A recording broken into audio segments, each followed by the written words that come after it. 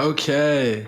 So, Selise, to start off, I know you were born in Poland. So, would you like to tell us a bit about that? Yeah, so I was born in Poland, in Warsaw actually. Um, my parents are Greek, and I was actually supposed to be born in Greece. But my twin brother and I were born prematurely. Um, and I actually think the circumstances of my birth might be a bit more interesting than the actual place. So I guess something important that kind of influenced my life passions is that I was at birth. I experienced or went through a traumatic brain injury, or TBI, and so uh, ever since ever since then, I've been a traumatic brain injury survivor, and Wow. that has influenced what I do and how I do it a lot. So I think that's kind of um, I mentioned that because I think that also might be pertinent to our conversation. But yeah, I was my parents originally planned to have my brother and I in Greece, but we were born quite severely prematurely at about 7 months. So Oh, that's wow. that's why we were born in Poland because they were living there at the time. Okay. Okay. And as a child, I feel like you had like a kind of a diverse childhood in the sense that like diverse in the areas that you were growing up. Why Totally. why why were you constantly just like, Poland, Greece? Is it because like your parents were just working in these different areas, or is it because you and your brother wanted to travel perhaps?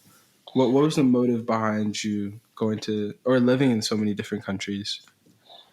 So it was because of my parents' work. I believe that that was why we relocated so many times. Um, my parents are both Greek, and they just happen to be working um, for companies that moved them around quite a lot. And that was actually a really great experience to have as a child. Um, it was really great to experience such a broad and diverse upbringing, and it has really shaped who I am today. Yeah, yeah, I can imagine. So after Poland, where did you guys move next? We moved to Belgium. Specifically, we moved to Brussels. And at that time, I was a baby, and I kind of stayed there until toddlerhood. Um, so I wasn't, I was quite young at the time. Uh, so I don't have quite as much of a memory of it as I do perhaps other places I've lived. Um, but it was still really cool. And then after Belgium, what was next? So after Belgium, I actually moved to the States for a year, and I went to kindergarten, which is one of the reasons I kind of attribute my English being so fluent to, is because I learned it pretty much at the same time as any normal child, and I would learn to read and write as well in that year of kindergarten. And then on that last day of kindergarten, my parents picked my brother and I up, and we went directly to the airport. And that's how we moved to Paris. Oh my goodness.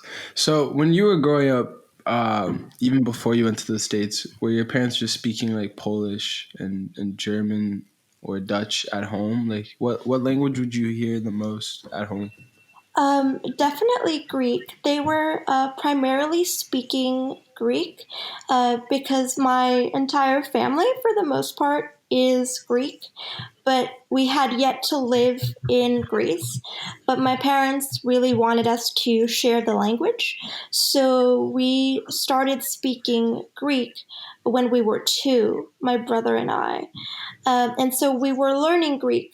Um, pretty much at the same time as we were learning English because we were living in Belgium, um, and English is spoken in Belgium, but we weren't learning German or French at the time until we went to live in Paris.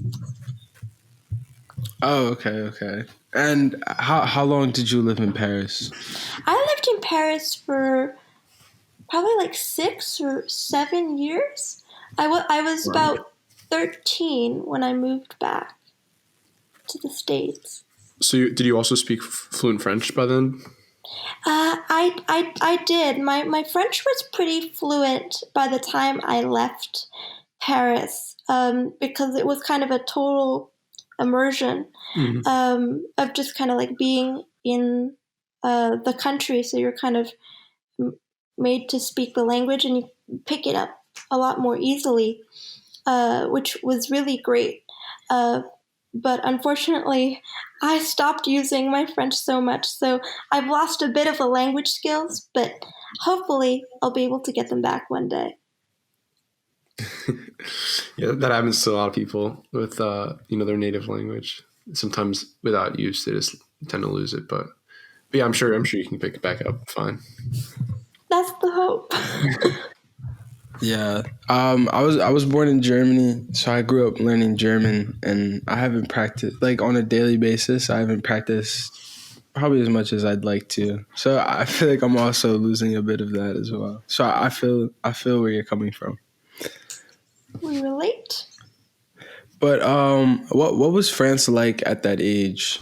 Like, were there any experiences you had or anything that really stood out for you at that time?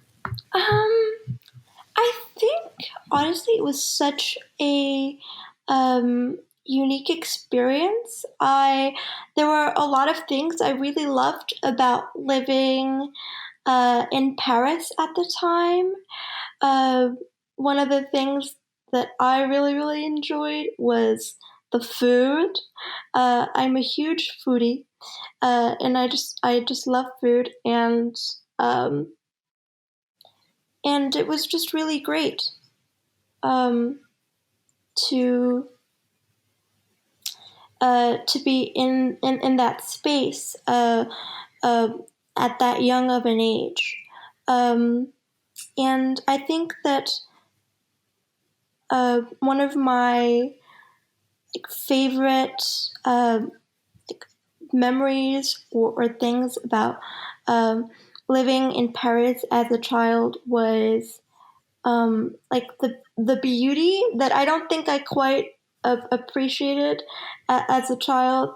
Paris is such a beautiful city, um, and one of the best things I ever saw as a child, which I'm still grateful for, is I saw Paris in snow once, just like covered in snow, Oh Hmm. which was wow. probably like the most beautiful sight I've ever seen in my life.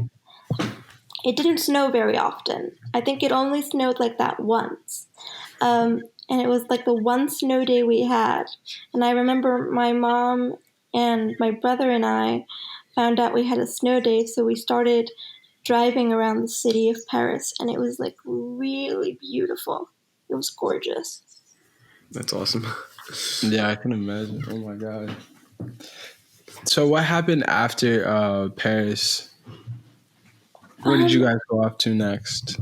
After Paris, we moved to New York, uh, which is pretty much where we've stayed. And that's where I've stayed for part of middle school and all of high school. And then I decided to go to college in New York. And so I'm still here. And is New York the place that you guys went to after Belgium? Yes, yeah, we went to New York, a slightly different part of New York. But yeah, we did. And how's your experience in New York been It's been compared to great. the other cities? It's been great. It's been different. I think originally when I was like uh, back in the States, it was a bit of like a culture shock.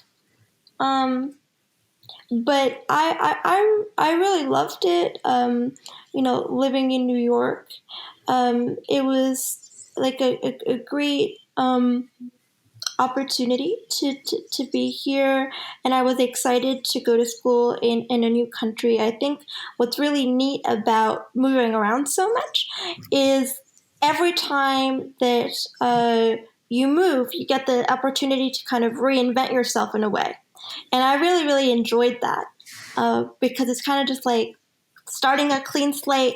Nobody knows you, nobody knows what you're like. And so you have opportunity to introduce or explore new aspects of your personality and how you interact with others that perhaps you didn't before. And it's like a really neat space to do that. And so I was just really excited to go into teenagehood and have the opportunity to start over again.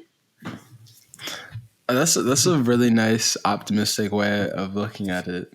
That's cool. Are you still? Do you still travel a lot too? Um, Or not? yeah, I don't know if I travel a lot. I mean, I was in Oxford um, for I think I went to Oxford for about 4 years. And when I was young, I would spend 3 months out of the year in Greece because that's where all my family is. Mm-hmm. Um, and so my family and I would go back to Greece and we would stay in Greece with the rest of our family for 3 months out of the year. Whenever we weren't in the academic year, we would just be there. And so I would be with all my family members in Greece. I would get to practice my native Greek speaking skills and just spend time with family. So I would be there quite often. Oh, that's awesome. And yeah, I guess since you've had the opportunity to live in different countries and cities, where do you see yourself maybe settling down in the future? Like living. Probably New York Okay. or London. I really love London as well. Um, but we'll see. I don't know. I'm really like one of the things I want to see if I can try to get to is I really want to do a post grad in England. Okay. So hopefully that will happen. But let's see. Well, That's that's cool outlook. exciting. I'm really curious as to where your family is from in Greece. Oh, okay. My mom is from a city called Larissa, and my dad is from Thessaloniki. Oh, okay. And is that like where are those two cities or towns like where predominantly most of your family is? So most of my family is in Thessaloniki and Athens. Most of their workplaces are there, so um, they are there right now, and so that's generally where they are right now.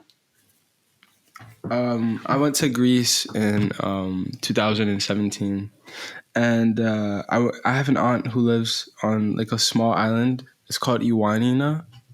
Do you Oh, know that's it? yeah, I do. The islands are beautiful. Oh my Um, god, yeah. It's amazing. Greece is just such a beautiful country. it really is. It has also such a laid back vibe to it. Yeah. And that just adds on to the aesthetic that's already there. Yeah, Greek people are really, really awesome. So like such hospitality and everything kind of, it's kind of like a stop and smell the roses type of attitude and nobody's like in a really big rush. It's really like relaxing and it's a great reminder to slow down. A great contrast from like New York. Yeah, Yeah. or even London. Yeah. That is, yeah, for sure. Okay, returning back to New York.